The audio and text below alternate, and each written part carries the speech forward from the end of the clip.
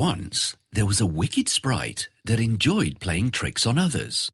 He was one of the most mischievous sprites that ever lived. One day he was in a really good mood. Do you know what wicked sprites do when they're in a good mood? They craft something terrible and interesting. This sprite thought it would be a good idea to make a mirror. It was no ordinary mirror. It had some strange powers. Anything that was beautiful, pure and good looked ugly, terrifying and evil in the mirror. Those things that were already good for nothing and a sore to the eye looked even uglier and even more horrific. The sprite was delighted to find that the mirror grinned whenever someone had a good thought. He showed his precise mirror to all the little sprites in his school, and there were hoots and screeches of delight. They were glad to have the mirror and flew around holding it all the time. They looked at the people through it, and eventually there wasn't a single person who didn't look ugly or distorted.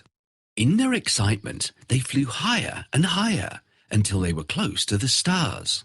Suddenly, the mirror grinned and shook so much that the sprites couldn't hold it any longer.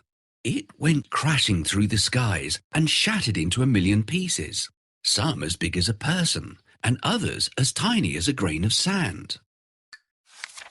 It was only after it broke that the mirror worked even more evil than ever before. Anybody who got a grain of the shattered mirror in their eye saw the world as a bleak and ugly place. Some people got a splinter in their heart. Then the mirror sucked all the love out of the heart and turned it into a lump of snow, cold and cruel. Some of the broken pieces were as large as window panes. Some shards went into people's spectacles, and even when they looked at their friends through them, all they saw were horrible, distorted creatures. The shattered glass dust floated around in the air. The evil sprite was delighted because the mirror was working better than he'd ever hoped it would. This mirror is my greatest invention ever. The greatest indeed. Let's check how it works. Everything should look disgusting in this mirror.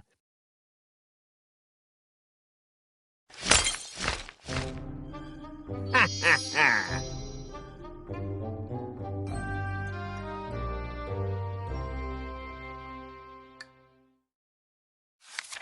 In a large town, there lived a boy and a girl, Kay and Gerda.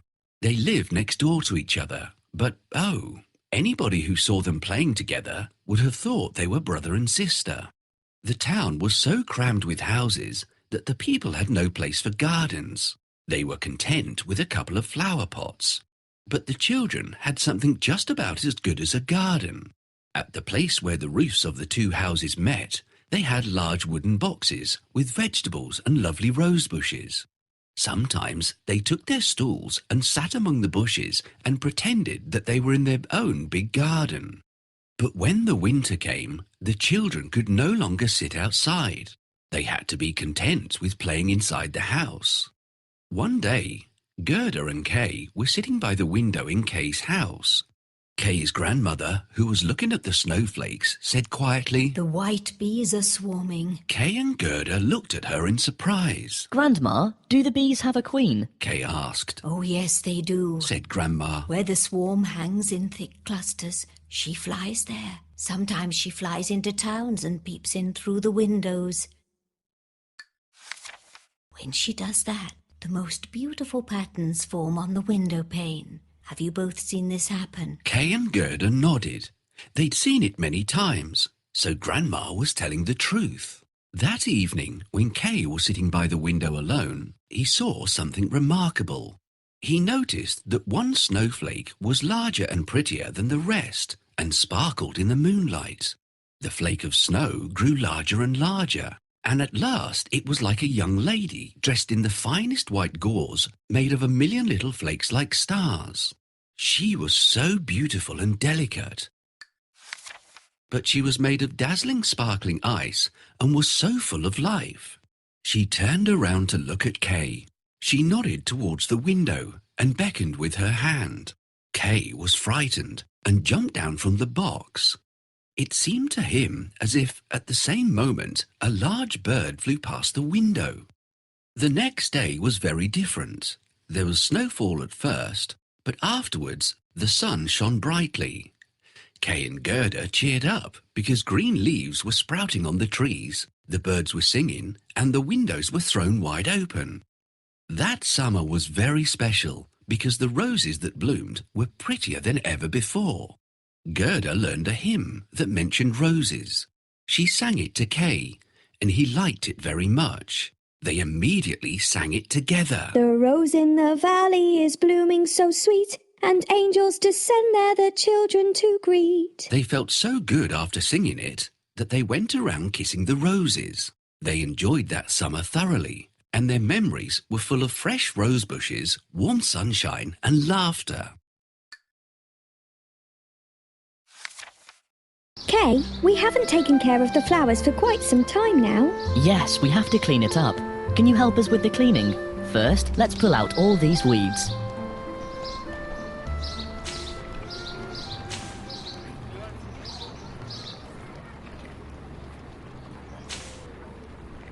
Good job! Now the flowers can grow without any hindrance. What's next? I think we have to cut down all the dry branches and leaves. We need hedge clippers for this job. If the branches grow longer than they are now, they will look untidy. We should trim them down.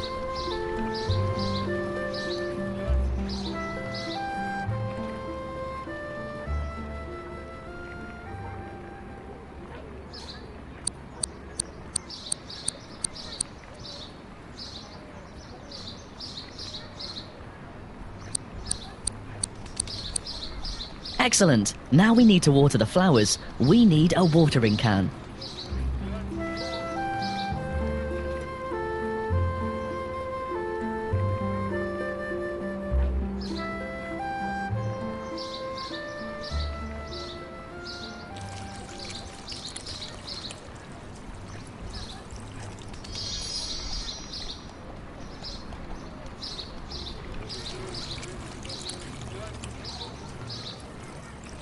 What is this book you have in your hands, Gerda? This is an encyclopedia of animals. We need to place each animal close to its own silhouette on the map. Help us.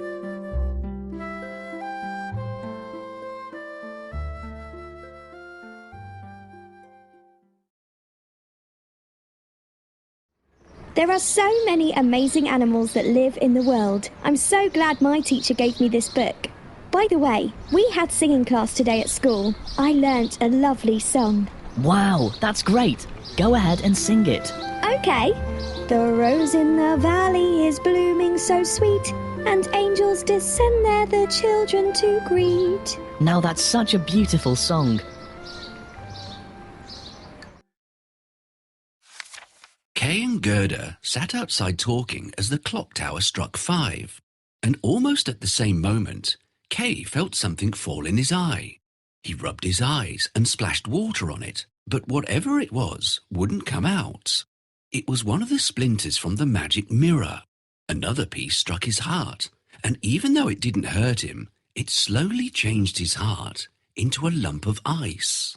Poor Kay had changed. He looked at the roses and made a face. How ugly those roses are. They are crooked and dull, said Kay. Gerda was surprised. Kay had never spoken like that before.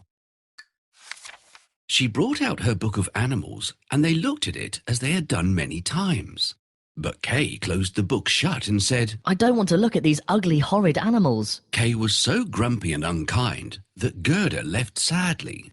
When she came to listen to Grandma's stories, she was surprised to see Kay smirking. He stood behind Grandma and imitated the way she told stories. He's never done anything like this before, thought Gerda. What's happened to Kay? Kay imitated others too, and it wasn't pleasant at all to watch him. Time passed by quickly, and before long it was winter again. All the little boys and girls in the town went to play in the snow. Kay hardly ever played with Gerda now. One day he took his sled and went to play with the other boys. The boldest boys often tied their sleds onto a carriage or cart and took a great ride. Kay was feeling very bold that day. When he found a pure white sled passing by, he decided that he would tie his sled onto it. Inside the carriage was a woman wrapped in white fur, and she wore a matching white fur cap. The sled rushed through the snowy slopes, and Kay found it very enjoyable at first. But when it picked up speed and crossed the town, Kay was very frightened. Finally, the sled stopped. The lady stepped out and called over to Kay. Come here and sit with me. You look cold. I'll wrap you in my bearskin. She wrapped Kay and kissed him on the forehead. The kiss was colder than ice, and it went all the way to his frozen heart. As the sled took off again, the Snow Queen kissed him once more. Kay forgot his grandma, parents, and Gerda. He cuddled up near the Snow Queen's feet and slept. I'll show you the games we like to play. Sledding is my favourite game. Help me.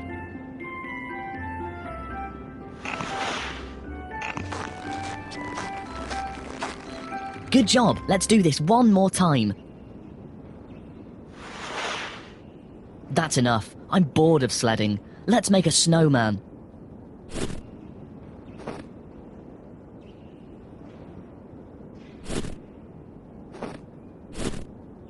Our snowman looks nice, but we need to dress him up a little. Yes, this is exactly what I want. Wow, I can see a beautiful sled down there. I'd like to sled on it. We have to tie my sled to it. I do this often with my friends. Can you help me get there? Help me get to that beautiful sled.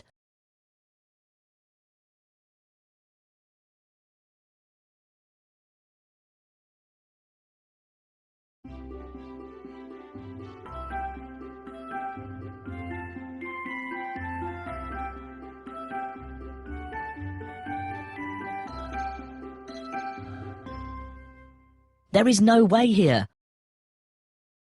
We can't move here.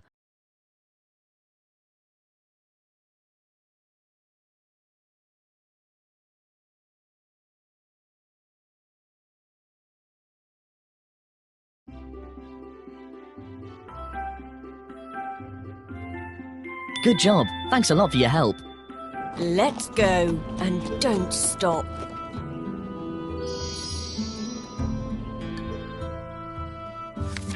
Did you ever wonder what happened to Gerda after Kay went missing? Gerda waited and waited by the gate, but Kay did not come back.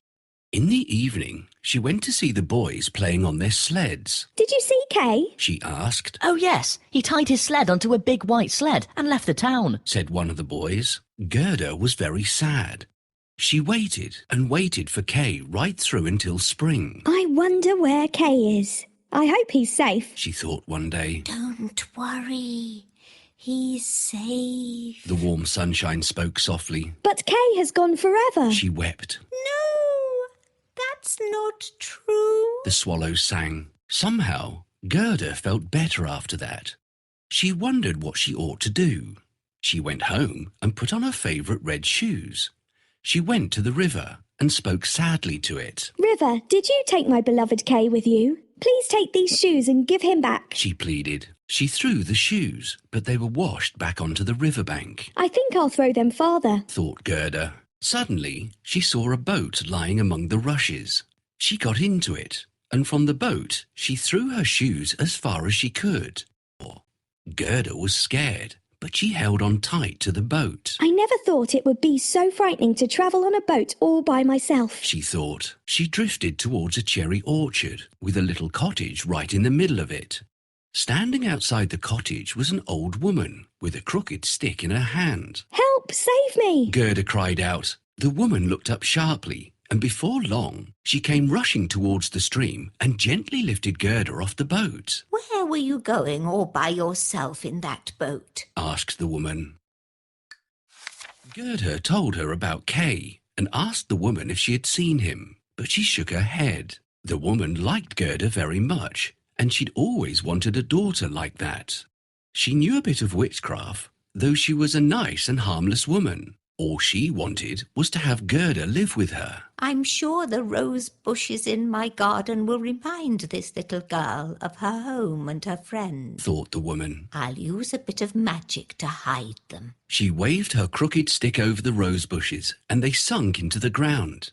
Then she softly combed Gerda's long hair and said, You shall live here, little girl, and we'll get along wonderfully. It was almost as if Gerda was under some sort of spell. She stayed with the woman for a long time.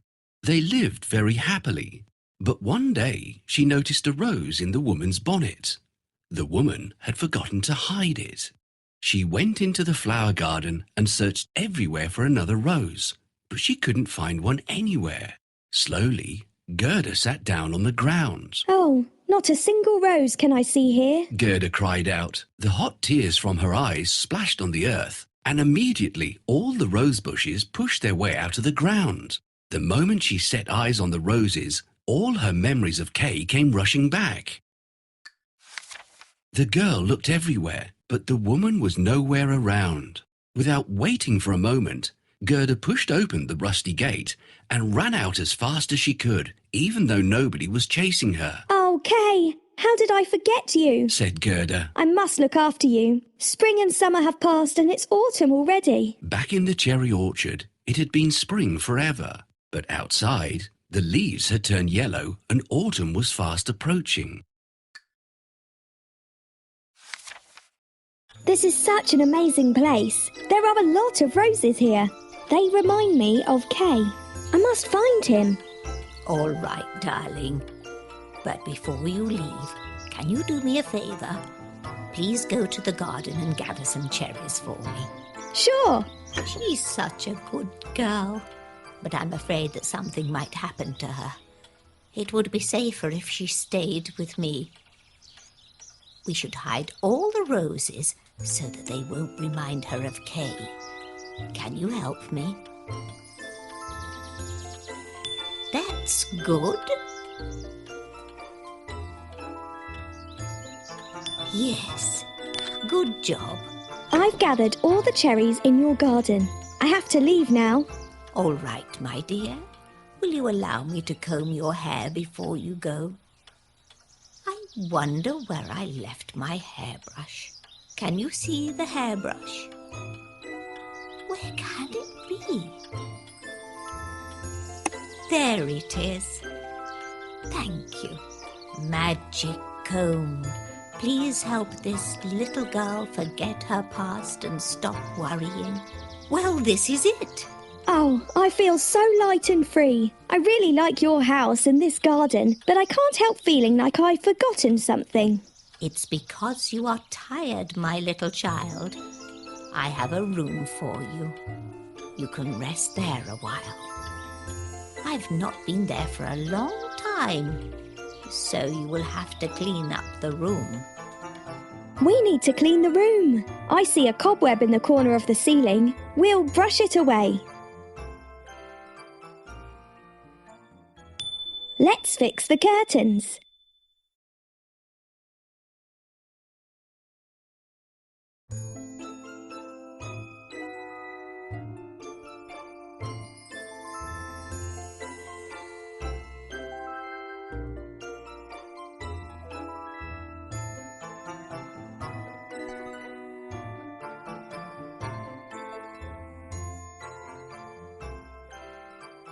Now we need to make the beds.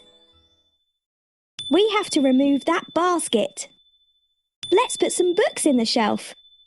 Ah, roses! The roses were missing in the garden. Oh, how could I have forgotten about Kay and our roses? I must leave.